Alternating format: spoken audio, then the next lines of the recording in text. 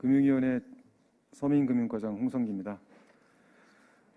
오늘 포럼 이름은 디지털 뉴딜 정책과 서민금융 활성화 방안이라는 주제인데, 저희가 디지털과는 관계되는 내용들이 없지는 않고 좀 있고, 또 아까 서민금융진흥원장님께서도 몇 가지 코로나 시대에 비대면 앱이라든가 이런 비대면을 통한 서민금융 상품 신청이라든가 심사 이런 얘기 말씀도 하셨고, 또 신용회복위원회 같은 데서도 그 채무조정 방법 관련해 가지고 신청하는 요령으로 앞으로는 이제 비대면 앱을 원칙으로 하기로 하는 그런 내용도 있곤 하는데, 그런 어떤 기술적인 부분, 그런 부분들이 이 오늘 포럼의 주제와 연관이 되긴 하지만 중요하기도 하지만, 사실은 그 내용이 되는 그 실질적인 서민금융 정책,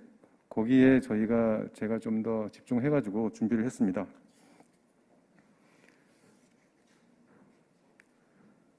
이거 어떡하지?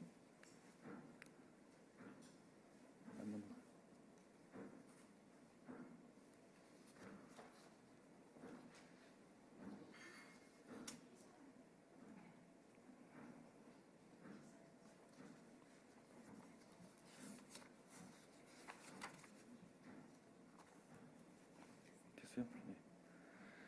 예, 그래서 저희가 최근에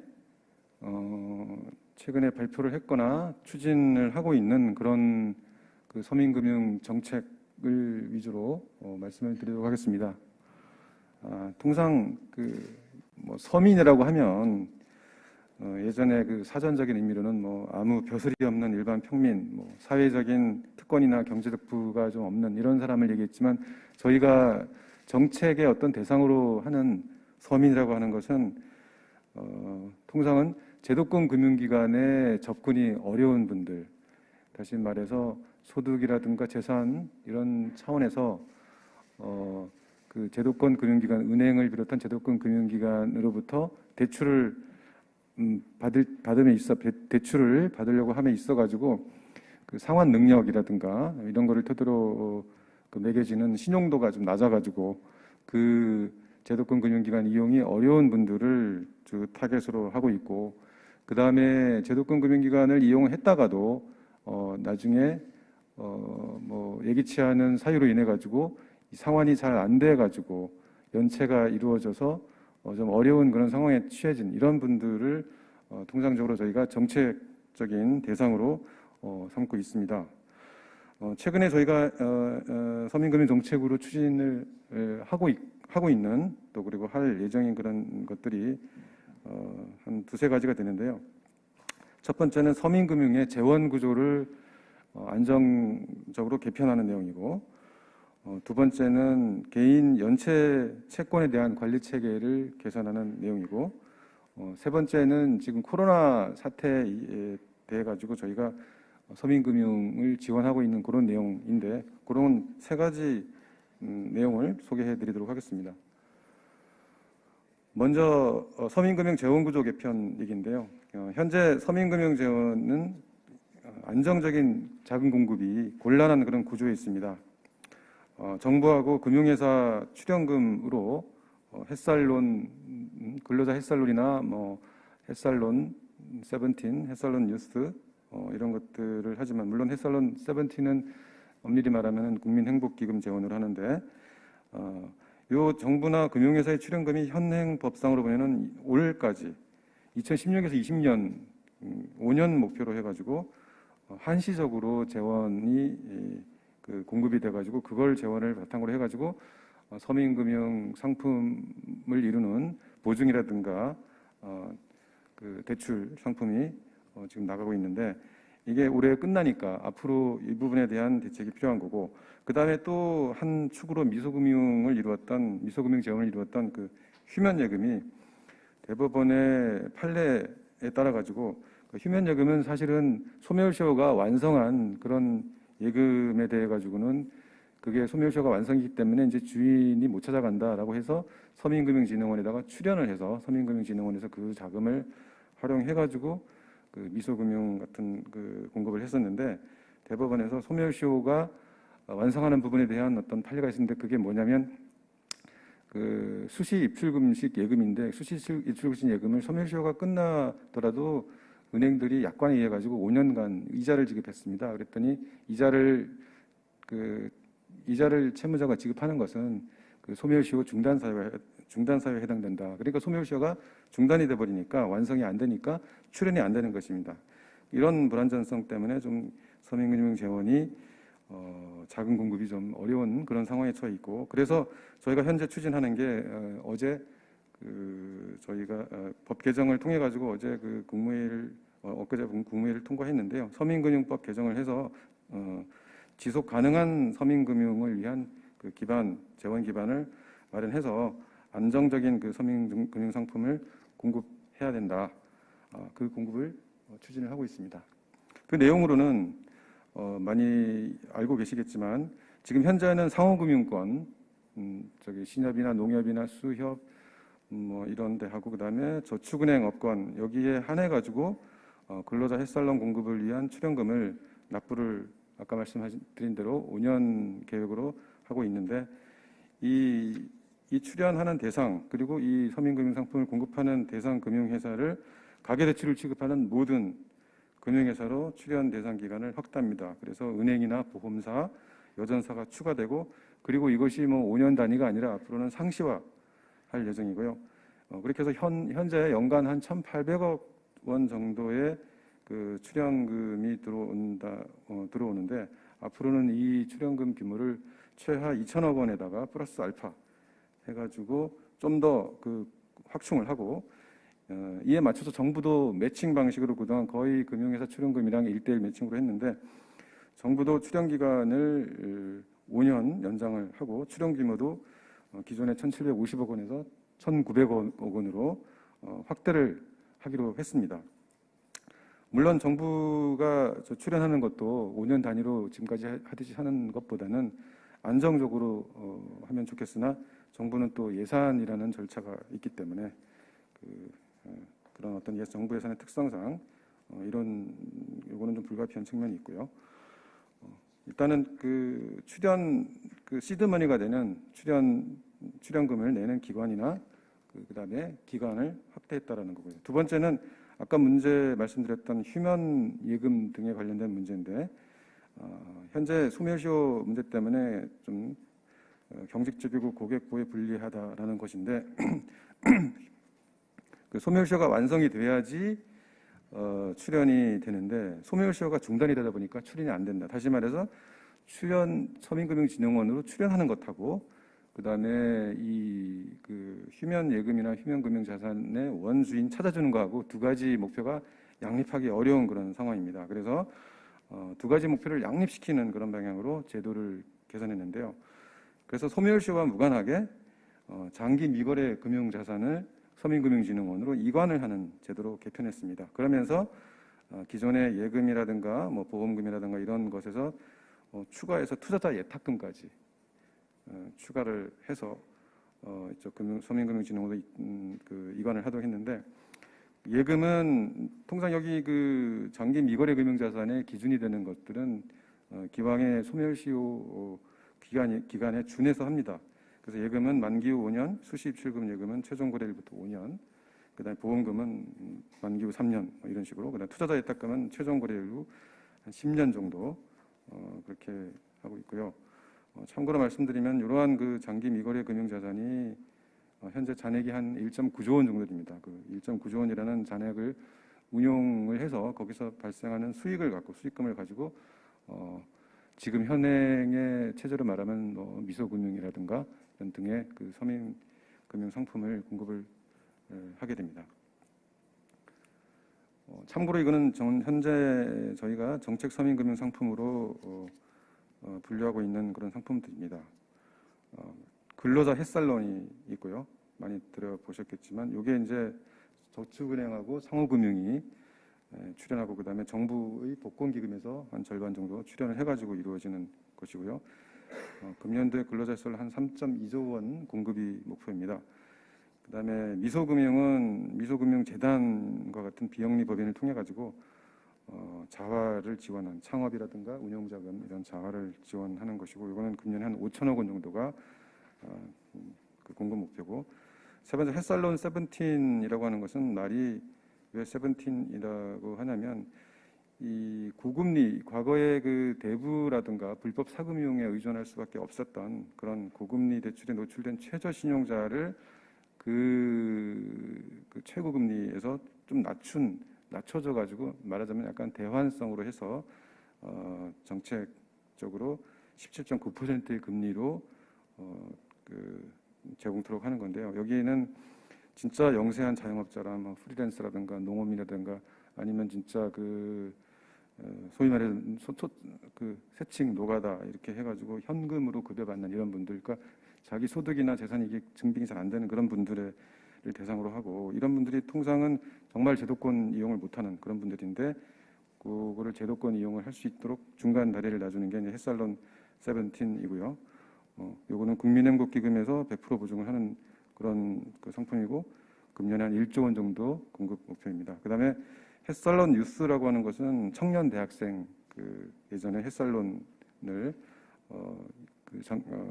금년부터 정부 재정으로 새로 시작한 건데, 이건 서민금융진흥원에서 100% 보증을 하는 것으로 금년에 한 2천억 원 정도가 목표입니다.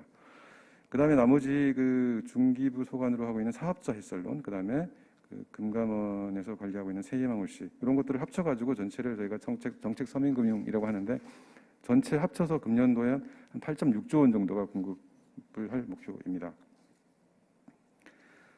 앞으로는 아까 말씀드린 서민금융법 개정을 통해 가지고 출연 기간을 확대하고 출연을 상시 출연화하면서 좀 더 보강되는 그런 재원을 가지고, 그리고 또 서민금융 상품을 공급하는 금융기관의 종류가 늘어남에 따라 가지고 좀 더 서민금융 상품의 틀을 개편을 해가지고 좀 약간 다양하게 그렇게 공급을 해 나갈 예정이고, 다양하게 하면서도 좀 더 전체적인 규모는 확대시켜서 나갈 예정입니다.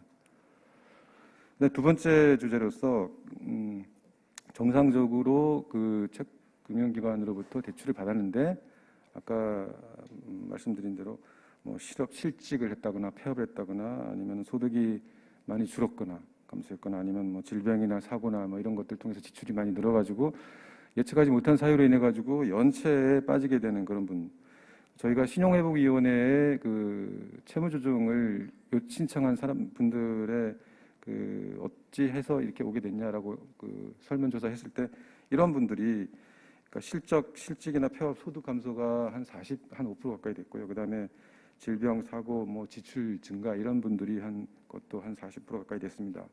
그래서 대부분 이런 분들이 주로 이제 연체에 늪에 빠지게 되는데, 그동안에 저희가 그동안 제도들로 개인 채무자 보호를 하기 위한 제도들이 그동안 없었던 게 아니라 있었습니다, 많이. 그래서 뭐 불법 사금융 방지를 위한 대부업법 제정이라든가, 그다음에 신용회복위원회라든가 법원 개인회생 제도, 이런 같은 공적인 채무조정 제도가 있었고, 그다음에 매입 추심업을 대부업법에서 규율을 하면서 채권 추심법 제정과 더불어서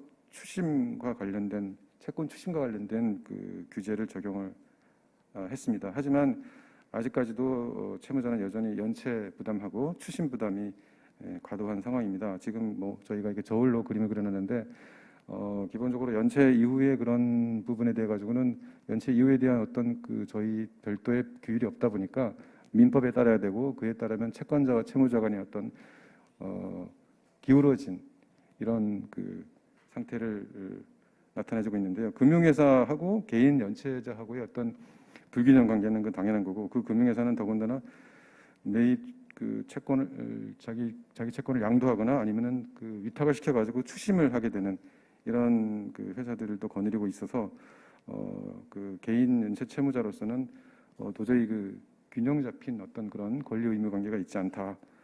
그래서 힘의 불균형이 초래되는 그런 상황을 저희가 해소하기 위해서 뭔가 좀 룰을 만들어주는, 이런 제도 개편을 지금 추진하고 있는데 지난주에 저희가 발표를 했지만 대출의 전 과정에 걸쳐가지고 채권금융기관하고 이런 채권금융기관이 쓰고 있는 추심업계하고 그 다음에 이 반대편에는 개인 채무자 간의 권리 의무를 규율하는 소비자 신용법을 추진합니다. 이것은 뭐 거의 제정이나 마찬가지인데 사실은 대법법을 전면 개정하는 것이고요. 이 법의 취지는 특히 이제 연체 발생 이후에 채무자 보호를 규율하는 그런 내용입니다. 지금 여기 쭉 그 화살표를 보시면 개인 채무자가 연체가 발생이 되면 한 연체 발생 이후에 한 1, 2개월이 경과하면 기한이익 상실이라는 조치를 채권금융기관이 내리는데 기한이익 상실이라고 조치를 내리게 되면 앞으로 나누어서 갚아야 될 원금이나 이자도 한꺼번에 다 갚아야 되는 그런 그 의무가 발생하게 되고 만약에 못 갚게 되면은 거기에 대한 연체 이자가 다시 붙어가지고 빚이 말하자면 눈덩이처럼 늘어나게 되는 상황입니다. 그러면서 채권금융기관은 그 추심을 자기가 직접 하는 경우도 있지만 그 신용정보회사 등을 통해 가지고 위탁해서 추심을 하기도 하고 그리고 또 그러다가 좀 더 연체 기간이 길어지고 그래 되면은 그 채권을 상각 처리합니다. 왜냐하면 자기도 건전성 관리해야 되니까 연체율을 낮춰야 되니까 상각 처리를 하고 그리고 채권을 매각을 하겠죠. 매각을 하면은 그 채권을 매수하는 매입 그 채권 추심업자, 즉 현재는 대부업자들이 많이 하는데 그런 매입 추심업자들한테 양도를 하게 되면 이제는 채권자하고의 관계 연결고리가 떨어집니다. 그러면 채권자 연결고리 떨어지면은 그 좀 더 가혹한 추심이 되는 거죠. 그래서 추심의 압박이 좀 더 심해지고 강도가 심해집니다.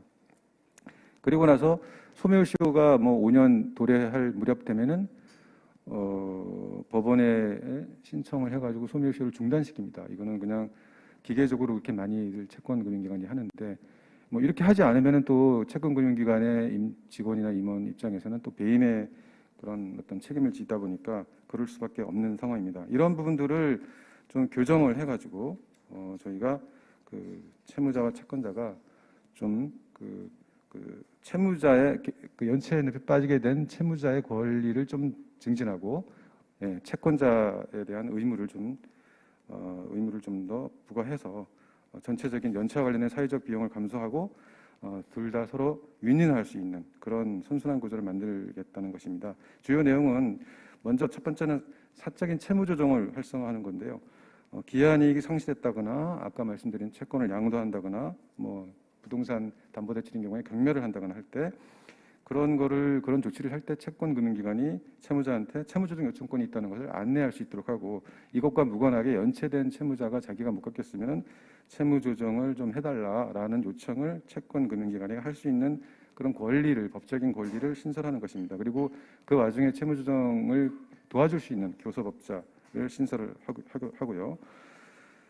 그 다음에 두 번째는 채무자의 연체와 추심 부담을 완화하는 건데 아까 기한이익 상실하게 되면 전체가 이제 연체가 되는데 그 전체가 연체가 되지 않도록 그러니까 기일이 도래하지 않은 채권에 대해서는 연체 이자를 받지 않도록 하고 그 다음에 회수가 불능하다고 봐가지고 상각 처리한 채권에 대해서는 앞으로는 이자를 받지 않도록 하는 것 그렇게 해서 연체 채무 부담을 좀 줄여주는 것하고 그 다음에 기계적인 소멸시효 연장하는 부분에 대해서는 소멸시효를 이 채권이 회수가 가능한지 여부를 정말 엄밀하게 평가를 해서 그 회수 가능성을 기준으로 해가지고 소멸시효 중단 기준을 스스로가 마련해서 할 수 있게 해서 기계적으로 소멸시효가 연장됨으로써 장기 연체자로 당연히 빠지지 않도록 그렇게 하는 것입니다. 그리고 그 일주일에 7회 이내로 추심 연락을 하는 추심 충량제, 그 다음에 특정한 시간이나 방법에 대한 제한을 요청하는 연락 제한 요청권